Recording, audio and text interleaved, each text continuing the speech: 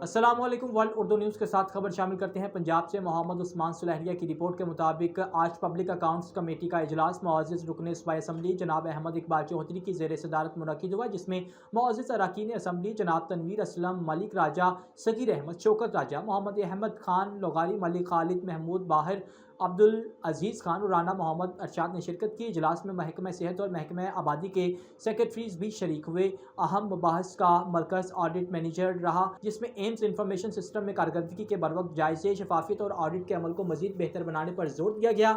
صحت، تعلیم اور مقامی حکومت سمیت مختلف شعبہ جات سے موصول ہونے والی انکوائریز کا جائزہ لیا گیا، جن میں سے اس وقت 184 انکوائریز زیر تفتیش ہیں۔ کمیٹی نے ڈیٹا تک رسائی کی اہمیت اور آڈٹ شدہ اداروں کی جانب سے جمع کرائے گئے دستاویزات کی تصدیق کی جانچ کے عمل پر بھی گفتگو کی۔ چیئرمین جناب احمد اقبال چوہدری نے تمام اراکین اور شرکاء کا مسلسل تعاون اور حمایت پر شکریہ ادا کیا۔ انہوں نے ہدایت کی کہ پبلک اکاؤنٹس کمیٹی کی موثریت بڑھانے کے لیے ہر رکن ایک تجویز پیش کرے۔ آنے والے سال کے لیے نیک تمناؤں کے ساتھ ٹیم کا شکریہ ادا کیا۔